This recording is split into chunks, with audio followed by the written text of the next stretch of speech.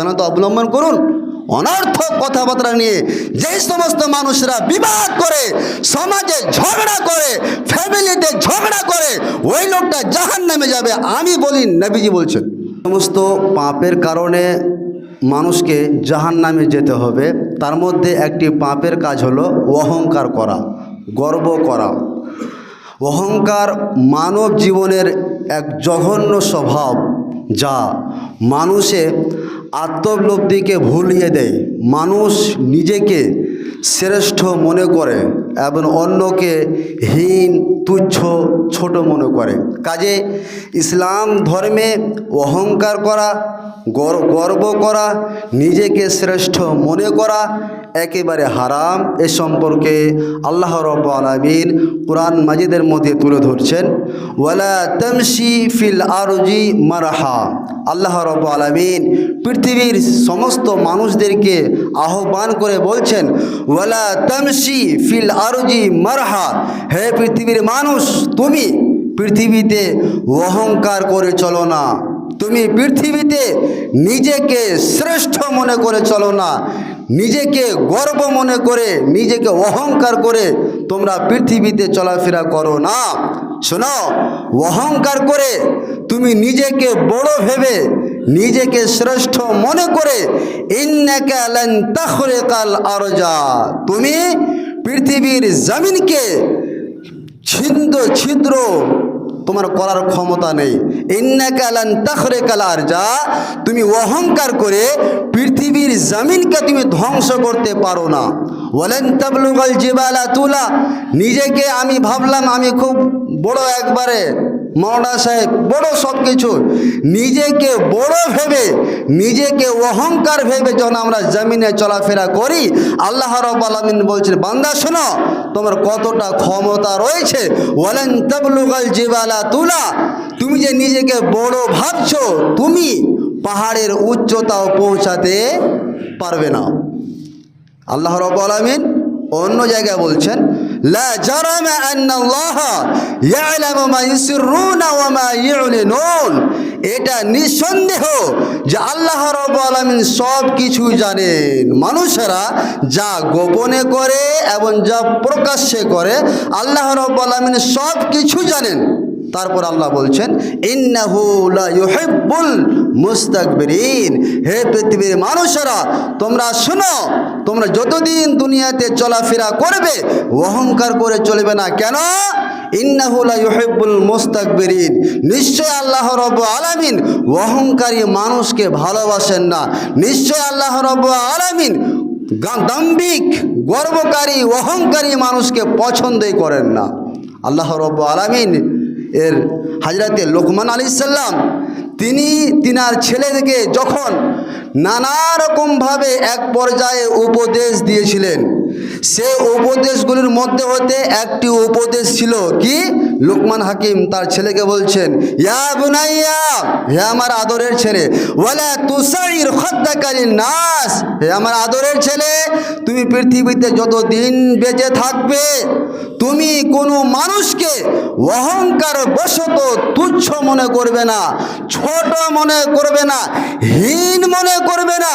হে বেটা শোনো, ওয়ালা তামশি ফিল আরজা, হে আমার প্রিয় ছেলে, তুমি দুনিয়াতে যতদিন চলাফেরা করবে অহংকার করে চলবে না, নিজেকে শ্রেষ্ঠ মনে করে চলবে না। শোনো, ইন্নাল্লাহা লা ইউহিব্বু কুল্লা মুখতালিন ফখুর, নিশ্চয় আল্লাহ রাব্বুল আলামিন অহংকারী, দাম্ভিক, গর্বকারী ব্যক্তিকে ভালোবাসেন না, পছন্দ করেন না। অত্র তিনটে আয়াত দ্বারা প্রমাণিত হলো যে আল্লাহ রাব্বুল আলামিন অহংকারী মানুষকে, দাম্ভিকওয়ালা মানুষকে, গর্বকারী মানুষকে পছন্দ করেন না।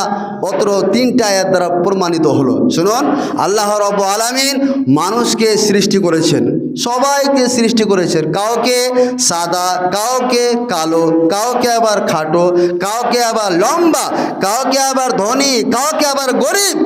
আল্লাহ রাব্বুল আলামিন সবাইকে সৃষ্টি করেছেন এবং সমস্ত মানুষের রিজিকের দায়িত্ব, রুজি দেওয়ার দায়িত্ব আল্লাহ রাব্বুল আলামিন দায়িত্ব নিয়েছেন। অর্থাৎ আল্লাহ রাব্বুল আলামিন সমস্ত মানুষের রুজির ব্যবস্থাও করে দিয়েছেন। পৃথিবীর কোনো একজন মানুষ নিজে স্বয়ং সম্পূর্ণ নয়, নিজে আমি সব কিছু আমি করে দেব, কারো সাহায্য লাগবে না, এরকম মানুষ পৃথিবীতে কেউ নেই। যত সব মানুষ রয়েছে সবাই হচ্ছে এক অপরের মুখাপেক্ষী। আল্লাহ রাব্বুল আলামিন হচ্ছে আল্লাহুস সামাদ, লাম ইয়ালিদ ওয়া লাম ইউলাদ ওয়া লাম ইয়াকুল লাহু কুফুয়ান আহাদ, অনলি ওয়ান আল্লাহ।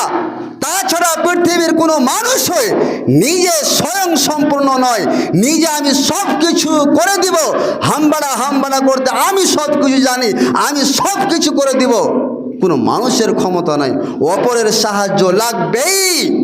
আল্লাহ রাব্বুল আলামিন বলছে, বান্দা যখন অপরের সাহায্য লাগবেই, তাহলে তুমি কেন অহংকার করবে?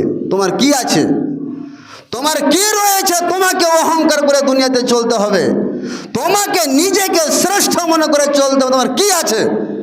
শ্বাস যতক্ষণ চলছে ততক্ষণ দাপট, শ্বাস চলে গেলে সব কিছু শেষ।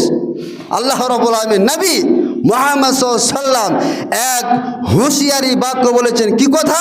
হযরত আবু হুরায়রা রাদিয়াল্লাহু তাআলা আনহু থেকে বর্ণিত, এক ব্যক্তি এসে নবী করিম সাল্লাল্লাহু আলাইহি ওয়াসাল্লামকে বলছেন, হে আল্লাহ ও নবী সাল্লাল্লাহু আলাইহি ওয়াসাল্লাম, আউসিনি, আপনি আমাকে উপদেশ দিন। তখন নবী বললেন, লা তাগজাব, তুমি রাগ করো না। সেই সাহাবীটি আবার জিজ্ঞেস করছেন, আউসিনি, আপনি আমাকে কিছু উপদেশ দিন। তো নবীজি বলছেন, লা তাগজাব, তুমি রাগ করো না। তো হাদিসে আছে, ফারাদ্দা যালিকা মিরারান, উপদেশ দিন, তুমি রাগ করো না, উপদেশ দিন। এই কথাটা ওই সাহাবী, ওই ব্যক্তিটি একবার নয় অনেক বারবার বলছেন যে আপনি আমাকে কিছু কাজের কথা উপদেশ দিন, যে কাজটা করে আমি জান্নাত যাব। তো নবীজি বলছেন, লা তাগজাব, তুমি রাগ করো না। কেন?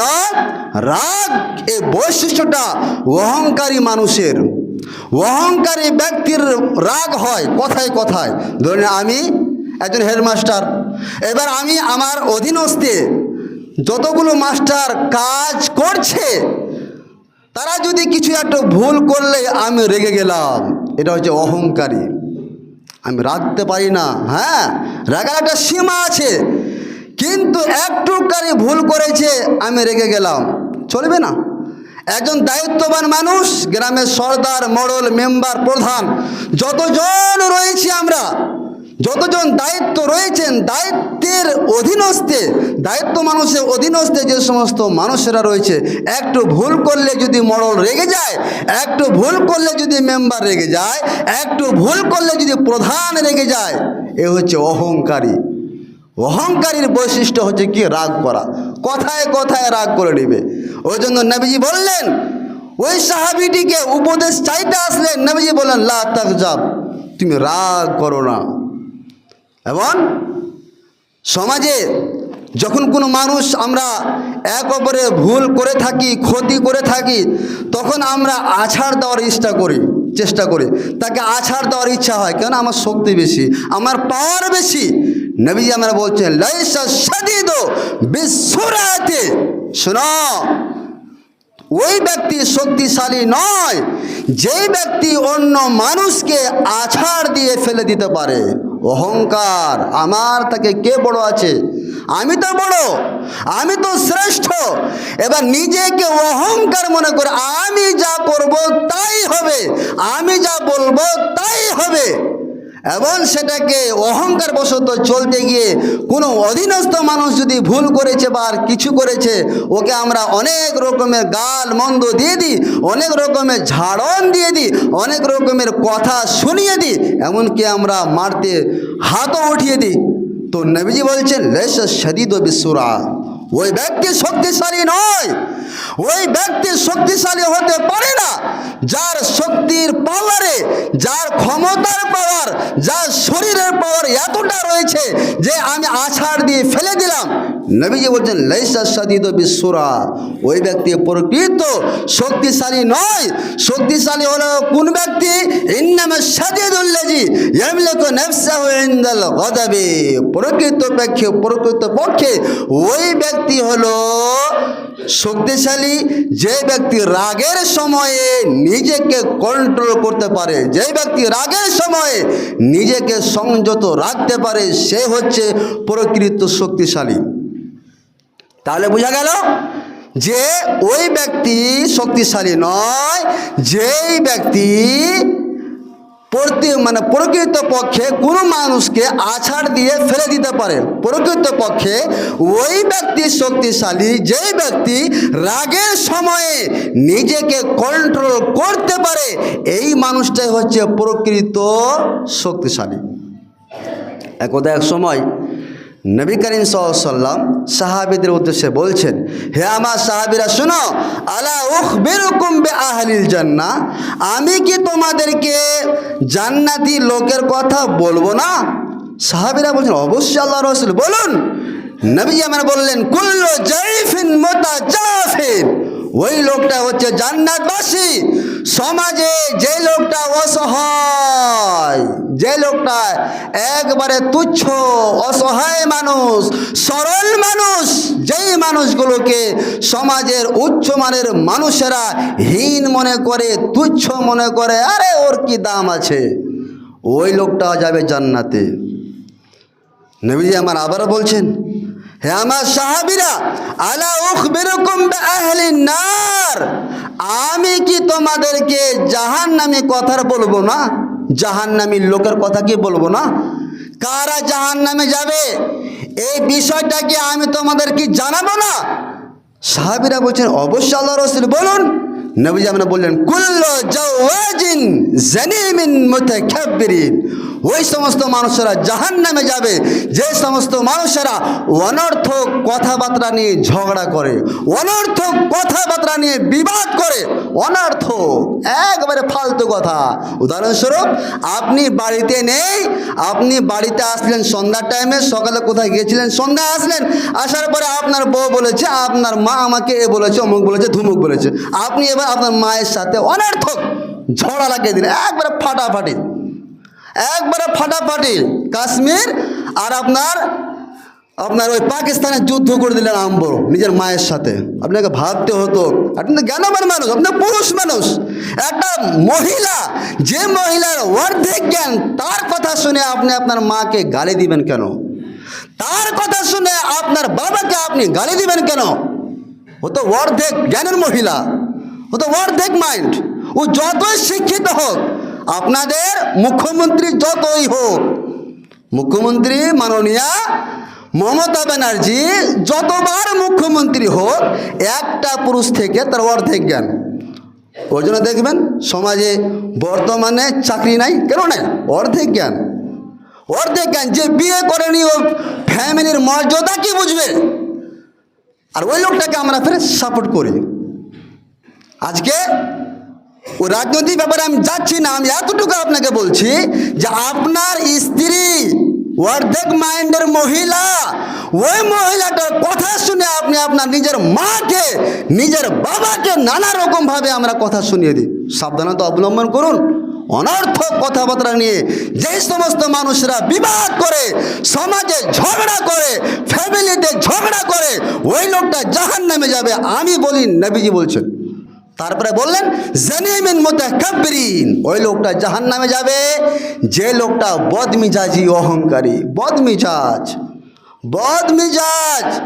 চিনাই মুশকিল, আমরা যাকে বলি না যে চিনতে মুশকিল না, ঢিল ঢাল এভাবে একটা আমাদের বাদী ভাষা আছে, চিনতে পারা যায় না যে এই লোকটা কেমন। জন্মের সাথে চলছেন তো বাপরে, এত বিষাক্ত জিনিস ওর মধ্যে ঢোকা আছে। তো বদমিজাজি অহংকারী জাহান্নামে যাবে। নবীজি বললেন, অহংকারকে ত্যাগ করেন।